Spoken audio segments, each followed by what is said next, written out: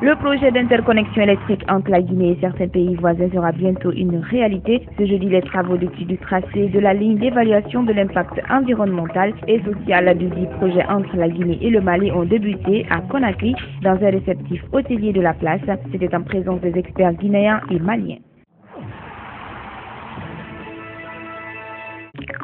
Le Conseil national des organisations de la société civile guinéenne a eu ce jeudi une réunion de travail avec les coordinateurs des associations relais du programme Priorité Jeunesse. La rencontre était axée sur l'évaluation du dit programme depuis sa mise en œuvre en 2009. L'objectif est de déterminer les acquis et les difficultés rencontrées par les acteurs sur le terrain.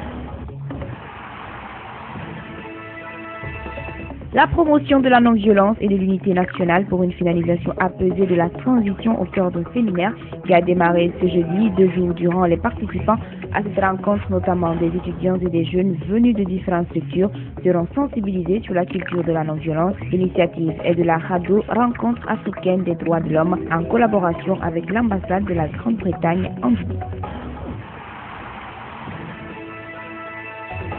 L'ONG Baïonnette Intelligente a lancé du 15 au 17 mars dernier une campagne de sensibilisation sur la paix à la baie. Durant 3 jours, des séminaristes issus de plusieurs ONG de défense des droits de l'homme se sont penchés sur les questions liées à la prévention des conflits dans le pays. Venus de différents endroits de la région de la Moyenne-Guinée, les participants ont manifesté un intérêt particulier aux thématiques développées au cours de cette formation.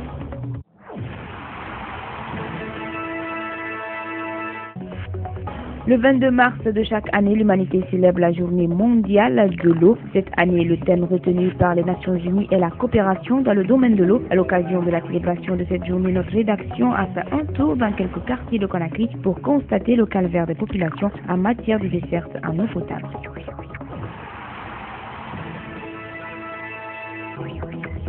Destitué le mardi dernier par le deuxième vice-maire par suite de plaintes déposées contre lui par les victimes de l'incendie du marché de Taouya, l'administrateur du dit marché bénéficiant du soutien d'un autre groupe de commerçants a été rétabli mercredi dans ses droits par la présidence de la délégation spéciale de Ratoma, une décision probablement mal appréciée par les anciens. Mamadou Barou Kamara, administrateur controversé du marché de Taouya.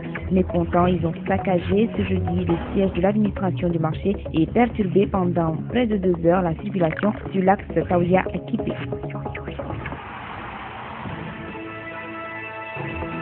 Après les accusés dans le dossier du 19 juillet 2011, débute l'étape des témoins. Ce jeudi, le chef de poste de la garde présidentielle était à la barre. L'adjudant-chef Foudé Abbas a expliqué aux magistrats les circonstances de l'attaque contre la résidence privée du président Alpha Condé. Les parties engagées dans ce procès ont demandé un transport judiciaire sur les lieux de l'attaque afin de faire des constats.